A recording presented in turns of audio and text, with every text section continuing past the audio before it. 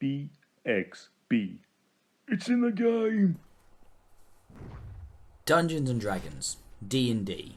It's a thing most of us have heard of, and a product that many of us have been connected to, or at least experienced, even if we've never tried the pen and paper, sit down with your friends in the basement and play the game experience. Many of us over the years have played one of the many Forgotten Realms inspired role-playing games, be they the Baldur's Gates or the Neverwinter Nights or anything like that. And this, Sword Coast Legends, is another one of those games. Developed by, as you saw there, N-Space.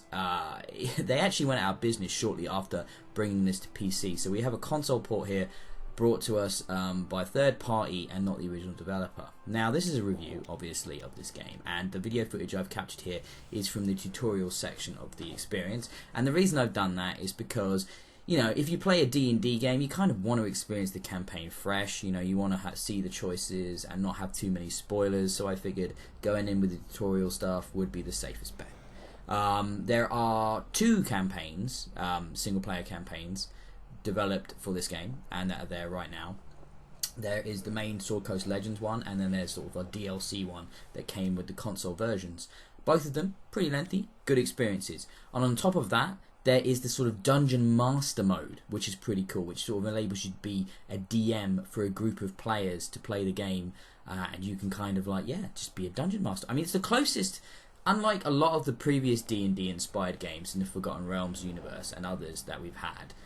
This is, to my knowledge, if not the only one of the few that's kind of really lent into that style of actually being a DM and really kind of embracing the pen and paper style gameplay. Now, I imagine that feature is going to be one many don't experience, but perhaps you are a fan of the pen and paper and you maybe don't have a current group that you're playing with. That could give you a bit more of that experience that you might be, really wanting and missing.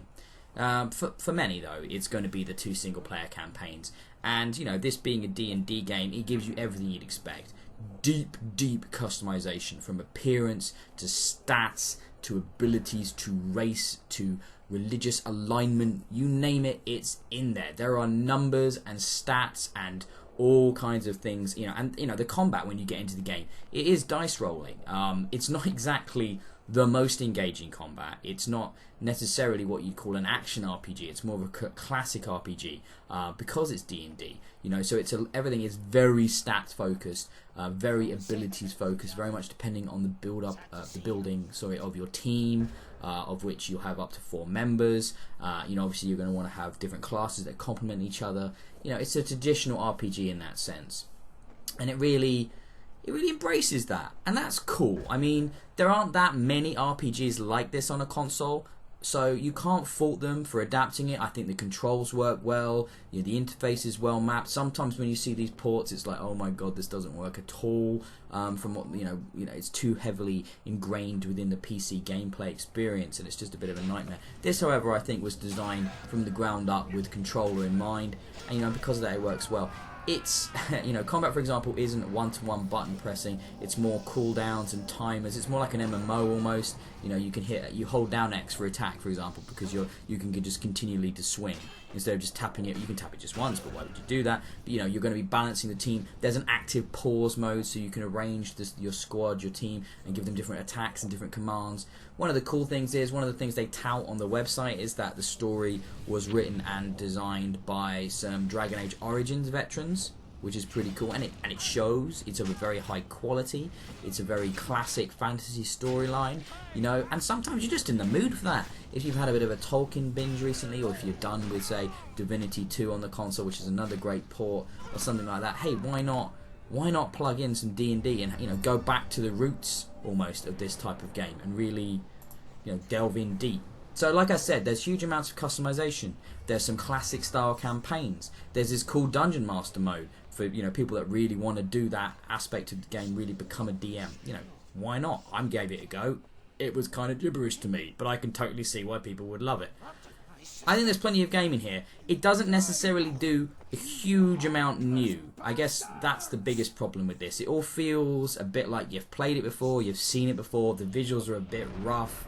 You can tell that maybe there wasn't a lot of money and polish or time for polish in this. You know, the fact that the studio went out of business just after it being released says a lot. I don't think it was necessarily the most popular game, but I think if you're a D&D fan, or perhaps you're looking for a way into D&D, a introduction to the mechanics, it does that really well as well. And you know, before you want to go out and put nearly 40 quids down on a DM guide or a player's handbook, because those things are mightily expensive, maybe try this first for under 20. Nothing wrong with that. So I give Sword Coast Legends a solid, if not exceptional, 3 out of 5 stars. BXB. It's in the game.